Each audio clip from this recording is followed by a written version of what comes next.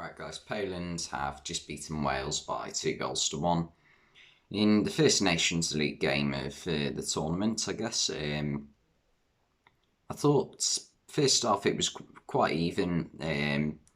It wasn't the most fast-paced game ever, but it had a few chances.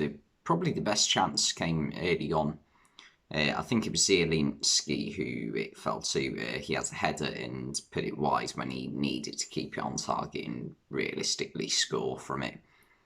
And also Lewandowski had a good chance where he made this superb run on the left-hand side. He nutmegged a Wales player and then he managed to make two other Wales defenders run into each other at the halfway line. Kept running towards goal, but forced a save out of the goalkeeper. Probably could have scored that on another day, to be fair, considering it is Robert Lewandowski. Wales did cause Poland a few problems of their own. Kiefer Moore and Dan James were linking up well in the first half. Dan James especially was causing them a lot of problems with his pace.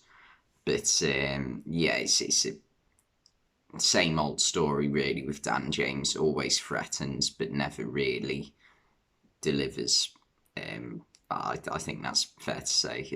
His goal output isn't the greatest and hasn't been for Leeds this season, but he still causes a lot of problems nonetheless, which is still something.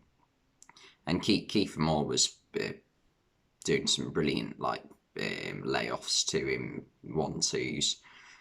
And yeah, those two were definitely Wales' biggest threat in the first half. They made a few substitutions at half-time, Wales did. They brought on Rabbi Matondo, who, second half, yeah, he caused a few problems to Wales, but Wales' second half were nowhere near as good as they were first. Despite that, they did take the lead, though, through Johnny Williams, and that is a name I haven't heard in a while, to be fair. I remember, I don't think he actually scored at Euro 2016, but he did play the first few games, I think. But I think he did eventually get replaced by Hal Robson-Kanu in the starting 11. But he definitely played the opening game against Slovakia and possibly the second game against England, I think. But yeah, I also remember when he played for Crystal Palace. But regardless of that, his goal was really well taken, really good shot from outside the box. Gave Kamil Grabara in Poland's goal very little chance, to be fair. It bounced really awkwardly for the goalkeeper and went into the back of the net, as most goals do. However, Stefan Kiesling would have you say otherwise with that header he scored in 2013. Anyway, enough with the niche references, back to the game. But yeah, I was wondering where I recognised the name Kamil Grabara from, but yeah, a few years ago he was actually Liverpool's fifth choice goalkeeper, I want to say.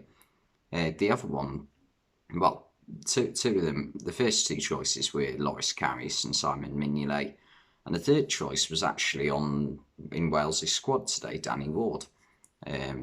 Interesting bit of information that you'll never need to know in your life.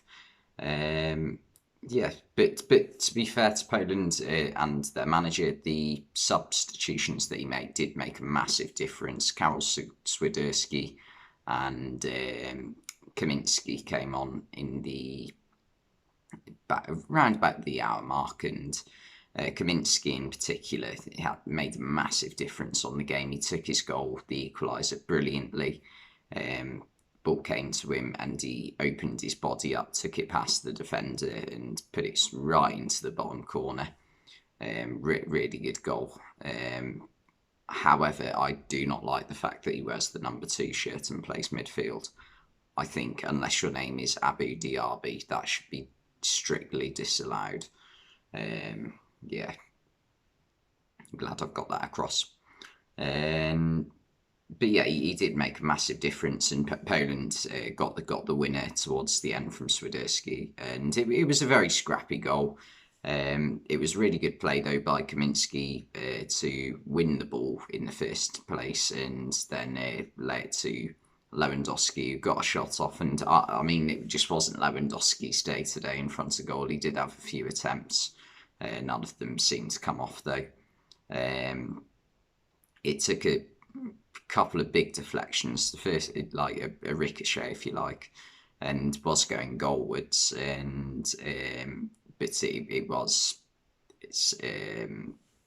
flicked over the goalkeeper by Swiderski. He didn't get the best contact on it, but did just enough to get it across the line before the defender could get there.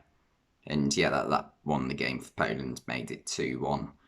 But I think that to state the obvious, Wales definitely didn't start their best 11 of players. Poland, to be honest, I'm not entirely sure what their best 11 is, but to me it seemed they did have quite a few good players on the bench, so I'm not even sure they were starting their best 11, but I think their side was significantly stronger than Wales's. And yeah, Wales are obviously going to be resting players for Sunday's game against one of Scotland or Ukraine, which is played in about half an hour's time, so I'll definitely be watching that.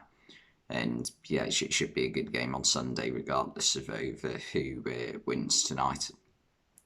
But yeah, one thing I did want to point out though was Kamil Glik at the back for Poland. I mean, there was one point where he managed to block a shot. I can't remember who it was from. It might have been Burns in the first half, and Burns caught it really well. He blocked it and it went out for a corner, and he full on celebrated. Like I quite like it when you see a defender full on celebrate after just blocking a shot, because it is like scoring a goal to them, especially when they know when the ball is most likely to go in if they don't block it. So yeah, fair play to him. But anyway, I'm gonna go and watch the Scotland v Ukraine game. Thanks for watching this video, and I'll see you next time.